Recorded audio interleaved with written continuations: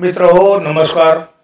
आगामी विधानसभा निवडणूक जाहीर होण्याआधीच राज्यात राजकीय घडामोडींना मोठा वेग आलेला आहे।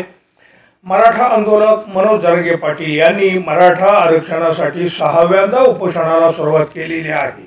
राज्य सरकार मराठा समाजाची फसवणूक करीत आहे अशी पक्की खात्री मराठा समाजाला झालेली आहे।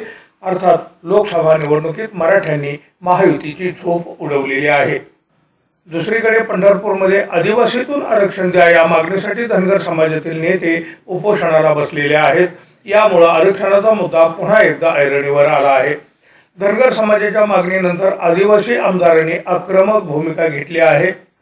धनगर समाजाला आदिवासीतून आरक्षण दिलं तर 25 आदिवासी आमदार आणि 4 खासदार राजीनामा देतील असा इशारा शरद पवार गटाचे आमदार सुनील भोसारा यांनी दिला। आमदार सुनील भोसारा यांच्या वक्तव्याने आता राजकीय वर्तुळात मात्र मोठी खळबळ उडाली आहे। धनगर समाजाला आरक्षण देण्याला आमचा विरोध नाही, पण आदिवासीतून ते आरक्षण देऊ नका ही आमची भूमिका आहे। तुम्ही आदिवासीतून आरक्षण दिलं तर सर्वपक्षीय 25 आदिवासी आमदार आणि 4 खासदार राजीनामा देऊ आणि मग रस्त्यावरची लढाई लढली जाणार। आम्ही सोमवारी याबाबत बैठक घेऊन आमचा निर्णय जाहीर करू असा इशारा सुनील भोसारा यांनी दिलेला आहे। त्यामुळे आरक्षणाचा मुद्दा पुन्हा तापू लागलेला आहे। विधानसभा निवडणूक समोर असताना राज्यात आरक्षणाच्या विषयाने महायुती पुन्हा एकदा अडचणीत येताना दिसत आहे।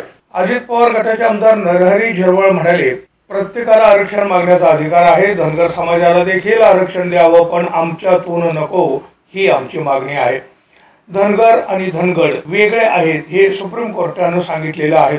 मुख्यमंत्र्यांनी धनगर समाजाची बाजू ऐकली, तशी आमची देखील बाजू ते सोमवारी ऐकणार आहेत। सरकार आदिवासीमधून आरक्षण देईल असं वाटत नाही असं झिरवळ यांचं मत आहे। 25 आमदार आणि 4 खासदार यांच्या राजीनाम्याच्या इशाऱ्याने मात्र राजकीय वर्तुळात मोठी खळबळ उडवून दिलेली आहे। सोमवारी काय निर्णय होतोय याकडेच आता सर्वांचे लक्ष लागलेलं आहे। पाहूया काय होतंय ते। तोपर्यंत मित्रांनो, आपण आपल्या चॅनलवर नवीन असेल किंवा अजून आपल्या चॅनल आपण सबस्क्राइब केलेलं नसेल तर कृपया सबस्क्राइब करावं ही अपेक्षा आहे। धन्यवाद। पुन्हा भेटू, तोपर्यंत नमस्कार।